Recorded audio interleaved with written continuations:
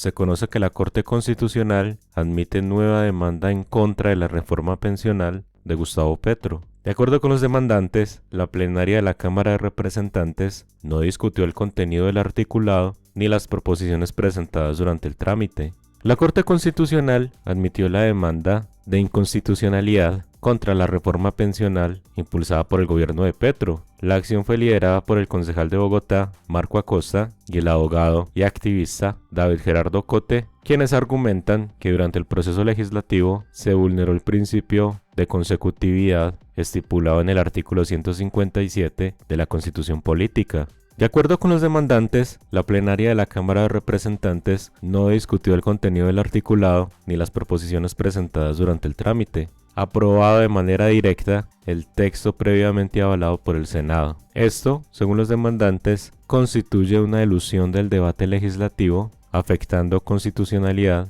de la norma. La demanda fue asignada al despacho del magistrado Jorge Enrique Ibáñez Nájar, quien evaluará las presuntas irregularidades y determinará si existen méritos suficientes para declarar la inconstitucionalidad de la reforma pensional. Se puede apreciar en el documento, esta acción busca garantizar que el trámite legislativo respete los principios democráticos y constitucionales que rigen nuestro ordenamiento jurídico. No podemos permitir que normas de esa magnitud se aprueben sin el debido debate en el Congreso, afirmaron Acosta y Cote al conocerse la admisión de la demanda. Es de mencionar que por lo menos 40 recursos llegaron al alto tribunal buscando frenar lo que aprobó el Congreso, con el argumento de que no se dio la discusión a fondo. Por otro lado, estos serían los funcionarios que rodearían a Laura Saravia en la Cancillería. Se habla de Daniel Ávila, vicecanciller, y Sergio Salazar, jefe de gabinete. Se trata de dos funcionarios de carrera diplomática, uno de ellos está en Estados Unidos. La poderosísima Laura Saravia fue posesionada como canciller este miércoles 29 de enero por el presidente de la República, Gustavo Petro, y ya se empiezan a conocer los funcionarios que la rodearán. Como vicecanciller, suena en los pasillos de la Cancillería Daniel Ávila, quien actualmente se desempeña como encargado de negocios de la Embajada de Colombia en Estados Unidos, un funcionario de carrera diplomática. Por su parte, también suena fuertemente Sergio Salazar como jefe de gabinete de la Cancillería. Se trata de otro funcionario de carrera, quien se desempeña como el primer secretario del Ministerio de Relaciones Exteriores. En ese sentido, los dos son funcionarios de carrera que rodearían con su experiencia a Laura Saravia, a quien se le ha cuestionado desde distintos sectores su falta de idoneidad para el cargo. Saravia incumple con un requerimiento que se le ha hecho constantemente al presidente Gustavo Petro, y es que se le dé reconocimiento a los funcionarios de carrera más que a los políticos los cargos diplomáticos. La nueva canciller, rodeada de Ávila y Salazar, tendrá como principal reto solucionar la crisis diplomática que se generó con Estados Unidos, luego de que el presidente Petro se negara a recibir a migrantes deportados de ese país. Por otro lado, se conoce que orden de comprar congresistas no se dio en un desayuno, fue en Presidencia y el Ministerio de Hacienda. Todo esto según Olmedo López, y para muchos analistas políticos se derrumba a defensa del exministro Velasco. El exdirector de la UNGRD, la Unidad Nacional para la Gestión del Riesgo de Desastres, Olmedo López, nunca ha dicho que la instrucción de comprar congresistas con votos se dio en un desayuno. Por el contrario, en las versiones en Fiscalía de Corte Suprema, afirma que la orden se dio en la Casa de Nariño y el Ministerio de Hacienda. A el exministro del Interior, Luis Fernando Velasco, se le podría caer la coartada que ha venido preparando contra los señalamientos que le ha hecho Olmedo López. El exdirector de la UNGRD lo vinculó con la corrupción en la entidad y señaló que fue uno de los miembros del llamado cónclave, una reunión de los más poderosos del alto gobierno que buscaba comprar congresistas a cambio de votos a favor de proyectos que el gobierno del presidente Gustavo Petro presentó en el año 2023. Semana, uno de los diarios nacionales, verificó las declaraciones de Olmedo López tanto en la Corte como en la Fiscalía, y es claro, nunca se ha referido a órdenes corruptas dadas en un desayuno, siempre ha hablado de encuentros en la Casa de Nariño o el Ministerio de Hacienda, a las que incluso denominó cónclave.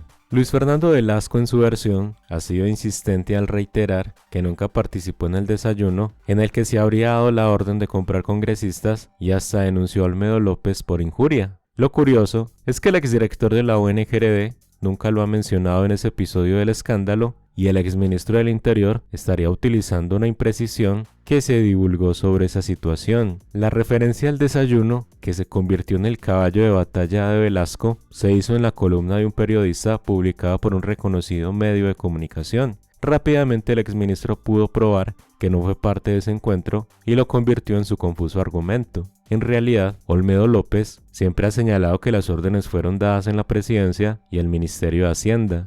La justificación se quedaría sin piso. En efecto, en el desayuno nunca estuvo Velasco, pero es más claro aún que el testigo López nunca se refirió a órdenes dadas en un encuentro de ese tipo. Pero lo que realmente ha dicho Olmedo López en el interrogatorio de la Fiscalía y de la Corte Suprema de Justicia es que en el desayuno estuvieron Sandra Ortiz, ex alta consejera de las regiones, e Iván Name, para ese momento el presidente del Senado, y los señalamientos contra Velasco lo vinculan dentro del cónclave del gobierno del que habrían salido las órdenes para desviar dineros de la UNGRD. Según relata Olmedo López, Sandra Ortiz e Iván Name fueron los únicos asistentes a ese encuentro en el que supuestamente se habrían pactado la entrega de los 3.000 millones, para que el entonces presidente del Senado de la República apoyara el trabajo que venía adelantando el gobierno nacional en el Congreso. Sin embargo, Olmedo López ha reiterado en múltiples ocasiones que el exministro del Interior, junto al entonces ministro de Hacienda Ricardo Bonilla, y los ministros de Salud y Trabajo, Guillermo Alfonso Jaramillo y Gloria Inés Ramírez, respectivamente, y el exdirector del DAPRE, Carlos Ramón González, participaron en el cónclave en el que se habría pactado la estrategia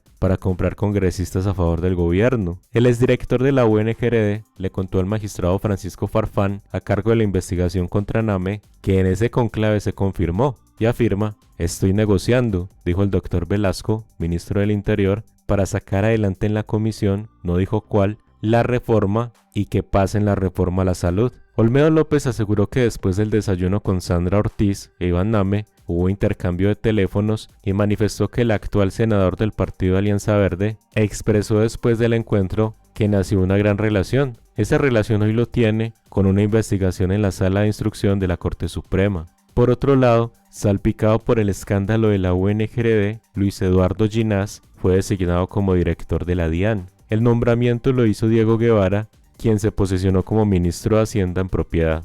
Tras cerca de 2 meses como ministro encargado, Diego Guevara fue posesionado este miércoles 29 de enero como nuevo ministro de Hacienda en propiedad por parte del presidente Gustavo Petro, en ceremonia en la que también fue designada Laura Saravia como nueva canciller. Guevara quedó en reemplazo de Ricardo Bonilla, quien renunció en medio del escándalo de corrupción de la Unidad Nacional para la Gestión del Riesgo de Desastres, UNGRD. Precisamente, en uno de los primeros actos como ministro, Guevara designó como director de la DIAN a Luis Eduardo Ginás, quien se desempeñaba como director general de la Unidad de Información y Análisis Financiero desde el 2022. Ginás, quien reemplazó a Jairo Villabona, resultó también salpicado por el caso de la UNGRD, como lo advirtió la Procuraduría, que anunció en mayo pasado una investigación contra Olmedo López, exdirector de la UNGRD, y Ginás por supuesto tráfico de influencias. El Ministerio Público pretende esclarecer si la cercanía entre Olmedo López y Ginás permitió la realización de contratos de personas en la UNGRD, pero no es el único enredo del nuevo director encargado de la DIAN. En su paso por la UIAF estuvo envuelto en la información clasificada que surgió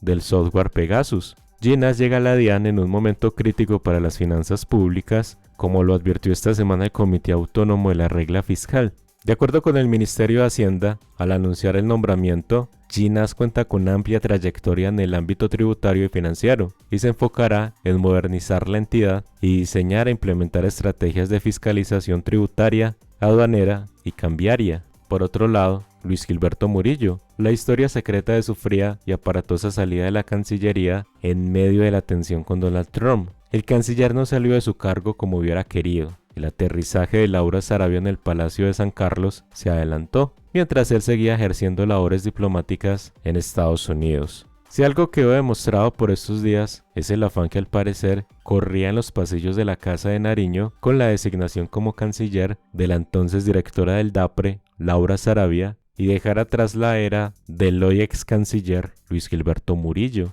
El pasado 20 de enero la prensa conoció la renuncia de Murillo y ese mismo día él, en sus redes sociales, confirmó la noticia. He presentado mi renuncia como canciller de Colombia. Agradezco al presidente Gustavo Petro por la oportunidad de ser parte de ese momento histórico, dijo en su cuenta personal de X, y a renglón seguido anotó cada uno de sus logros. Al día siguiente, mientras Murillo seguía adelantando labores diplomáticas, la página de la Presidencia de Colombia publicó en sus redes sociales la hoja de vida de Laura Sarabia como su reemplazo, un hecho que no es irregular, pero sí confirma la premura que existió para acelerar la transición. El exministro de las TIC, Mauricio Liscano, aún no tiene reemplazo, pese a que desde el 20 de enero del 2024 radicó su carta de renuncia. Una fuente de alto nivel en la Casa de Nariño le confirmó a Semana, uno de los diarios nacionales, que aunque Luis Gilberto Murillo salió del cargo porque tenía interés de apartarse desde diciembre de 2024, ya que estaba cansado y se sentía desgastado, no estuvo a gusto con la forma en que se dieron los últimos días en el gobierno. Se especulan fuertes tensiones con el presidente Petro el pasado fin de semana tras el congelamiento temporal de las relaciones entre Estados Unidos y Colombia, por el cruce de mensajes en la red social X de parte del mandatario colombiano y su homólogo estadounidense, Donald Trump. El ex diplomático aún no ha confirmado esa versión. Murillo terminó su labor como canciller sin pena ni gloria, de una forma fría y hasta extraña y sin mayor reconocimiento o agradecimiento de Petro. Asimismo, hay un hecho que a juicio de los opositores al gobierno lució extraño y ocurrió el martes 28 de enero, mientras Murillo estaba en Washington tratando de tender puentes para mejorar las relaciones diplomáticas entre Colombia y Estados Unidos. Después de la crisis del fin de semana pasado, en la Casa de Nariño ultimaban los detalles para la posesión al día siguiente de Laura Sarabia como canciller. El miércoles 29 Murillo, minutos antes de la posesión de Laura Sarabia, divulgó un nuevo video que parecía más un mensaje de despedida. Se desconoce si Murillo recogió sus pertenencias del Palacio de San Carlos antes de viajar a Washington o si lo hará a su regreso cuando Laura Sarabia ya está en su despacho. El ex canciller ha guardado prudencia y se ha alejado de la prensa. Pero ¿ustedes qué opinan?